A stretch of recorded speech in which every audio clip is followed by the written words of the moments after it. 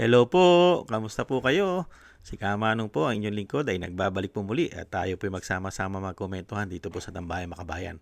At sana po nasa maayos po kayong kalagayan. Mag-umpisa na po tayo. Komentuhan po natin.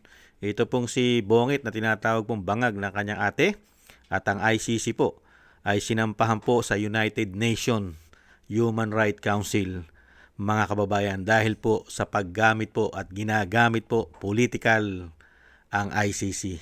At komentuhan din po natin ang sagot po ng Malacanang. Hindi po ba? At komentuhan din po natin ang nagsasanib puwersa po na China, Russia at United States pagdating po sa ICC. Mag-umpisa na po tayo mga kababayan. Ito po, basahin po natin. Ito pong nasa social media, mga kababayan. Una-una po, yan po. Kilalang kilala na po natin yan. Yan tao na yan. Hindi po yan sinungaling at lalong-lalong hindi po mambubudol ang taong yan. Ayon po sa kumakalat at yan po pinag-uusapan na, Marcos administration at ang ICC sinampahan ng kaso sa United Nations Human Rights Council, mga kababayan, sa United Nations. Sinampahan po sila ng reklamo o kaso. Ito pa po. At isa pa, ito pa mga kababayan, kilalang-kilala na po natin, isa pong human rights, ang Hapon.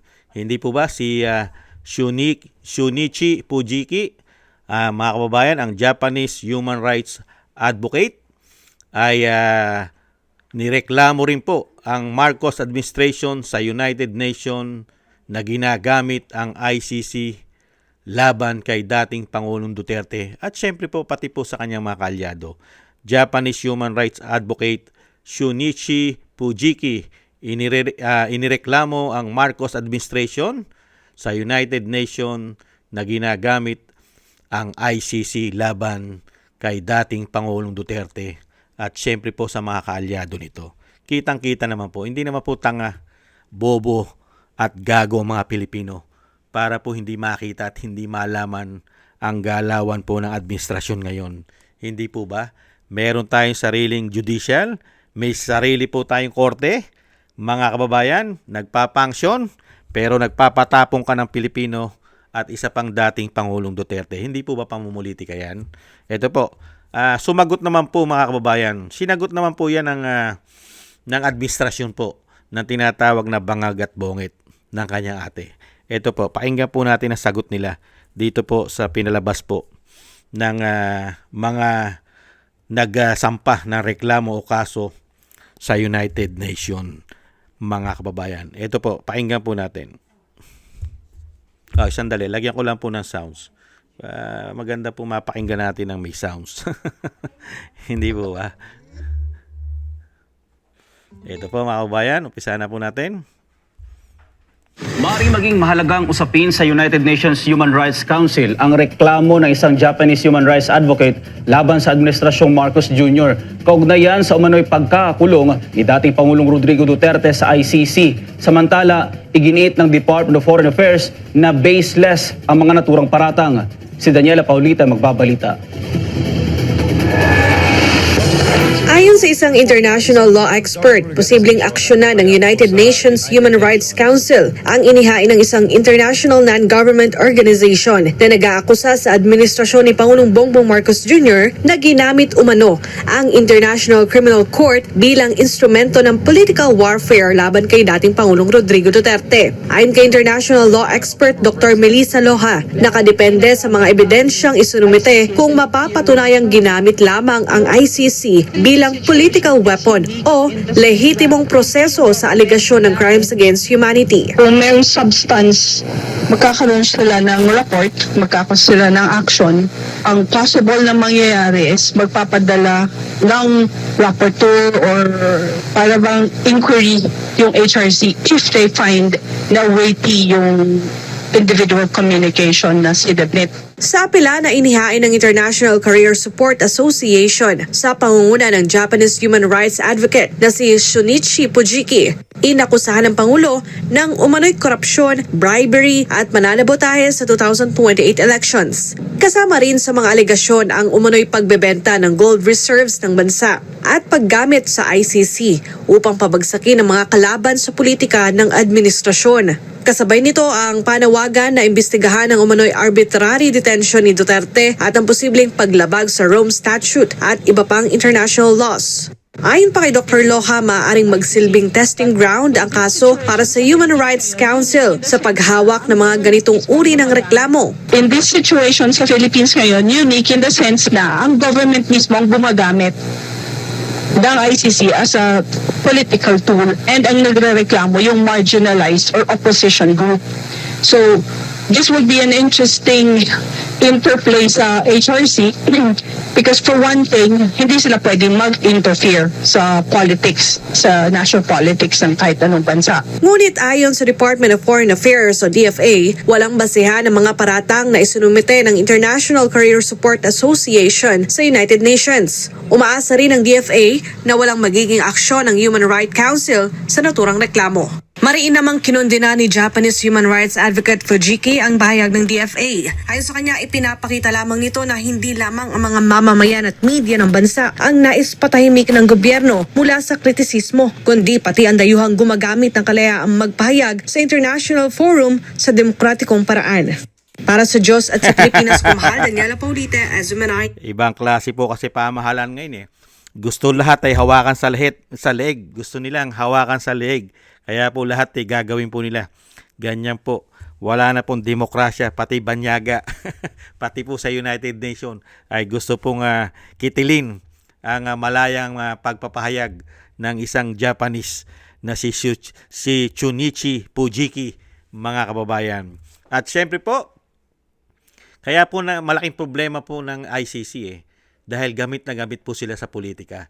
Dahil pati po ang Amerika, Russia at China ay magsasanib puwersa na rin po dito po sa ICC. Dahil alam naman po natin na ang ICC po ay meron na po silang conviction.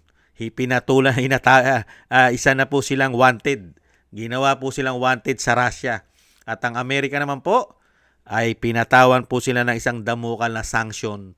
Pati ang kanilang kapirahan ay naka-freeze. Hindi po ba? Painggan po natin mga kababayan. Ito po, umpisa na po natin. Palagay mo bakit hindi ka idinidemanda ng Balak ni US President Donald Trump na makipagsanib puwersa sa Russia at China para kalabanin ang International Criminal Court o ICC na nagpaparusa sa war crimes. Base sa report ng Financial Times, sinabi yan ni Trump sa Beijing, China Summit kung saan present din si Chinese President Xi Jinping. Dumalo rin sa magkahiwalay na araw si Russian President Vladimir Putin. Wala pang komento ang White House tungkol dito. Pero kung matatandaan, pinatawa ng parusa ni Trump si ICC Prosecutor Karim Khan dahil yan sa pag-i-issue ng warrant of arrest kay Israeli Prime Minister Benjamin Netanyahu na siyang kaalyado ni Trump sa giyera sa Middle East.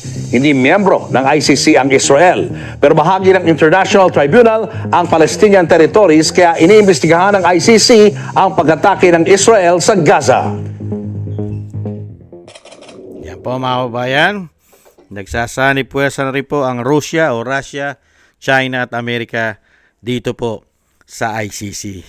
At syempre po, pati po ang ating bansa ay kinukundi na po yan dahil hindi po kinikilala po ng ating bansa yan ang batas ng ICC. Hindi po natin kinikilala yan sa ating bansa. Meron tayong demokrasya, meron tayong sariling judicial at nagpapangsyon ng ating mga hukuman sa ating bansa. Napakaganda po nito. Ito po ay napakagandang panimula na talagang ipakita po at kailangan maimbestigahan po ito pong Marcos administration sa United Nations. Dito po sa United Nations, Human Rights Council. Kailangan po nila aksyonan yan. Kasi po ang ICC ay sumasawsaw na po sa politika. Dapat po hindi sila sumasawsaw sa politika. Hindi po ba? Dahil unang-una, napakaraming paglabag po ng ICC, lalo-lalo sa kanilang Rome Statutes. Hindi po ba? Hindi po nasunod ng ICC number 1 ang kanila pong pangunahing rules Hindi sila basta-basta pwedeng pumasok sa isang bansa kung nagpapangsyon naman ang hukuman sa bansang ito, katulad ng Pilipinas. At lahat po ay kayang gawin sa Pilipinas yung pinaparatang nilang bintang sa dating Pangulong Duterte. Kaya po nakikita po rito, katulad po ng isang Japanese na si Shunichi Fujiki, mga kababayan, na talagang gamit na gamit po ng administrasyon ang ICC sa politika. At siyempre nakita rin po ng Hapon ang talamak na korupsyon sa ating bansa. Tingnan nyo, pati po yung pagbebenta ng ginto, alam ng Hapon. Alam ng Hapon ang mga korupsyon sa ating bansa. At alam ng Hapon ang grabing pamumulitika sa ating bansa. Nakatutok lang po sila sa politika. Pagpapabagsak sa kanilang kalaban, politikal. Hindi po ba? At ngayon na hindi nila tinitigilan ang mga kaalyado, ang Vice President, lalong-lalo po ngayong impeachment, kailangan nilang pabagsakin ang Vice President. Hindi po ba political yan? Lalong-lalo po, ayaw nilang dumating ang 2028 na magkaroon yata ng halalan. Hindi po ba? Dahil sa kasakiman sa kapangyarihan. Napakagandang balita po ito. At ito po, sana'y aksyonan po ito ng United Nations. Ito pong sinampa pong reklamo o kaso sa administrasyon.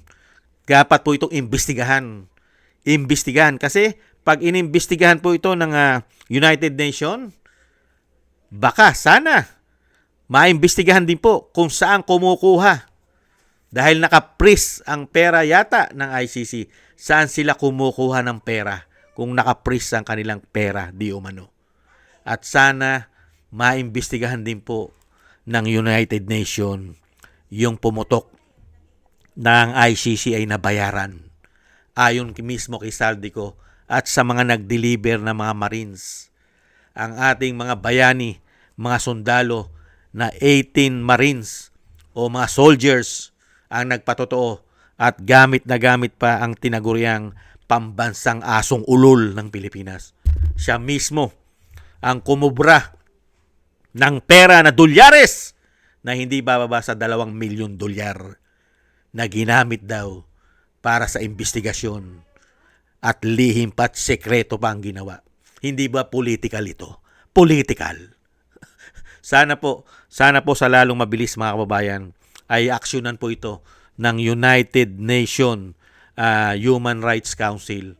Ito pong reklamo o sinampang reklamo o kaso nito pong Hapon na hindi po nating kababayan pero nakita niya po ang kasakiman at grabing pamumulitika ng Marcos administration sa mga Duterte at sa mga kalaban nito sa politika. Hindi po ba? Isa pong maganda itong pangyayari na nagkakaisa po pati po ang Russia, China at Amerika, ang mga higanting bansa ay nagkakaisa po para dito po sa ICC.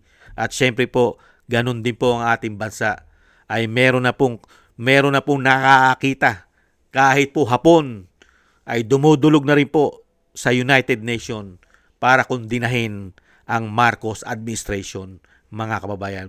At samahan po natin ng maraming dasal na sana po ay mabunyag po ang katotohanan sa likod po ng napakaraming pagtatakip ng gobyerno na tinatawag na bangag ng kanyang ate. Sa dami po ng sabwatang ginawa nila ay sana po'y maimbestigahan ito lalong-lalo sa pagdakip na ginawa kay dating Pangulong Duterte na walang due process.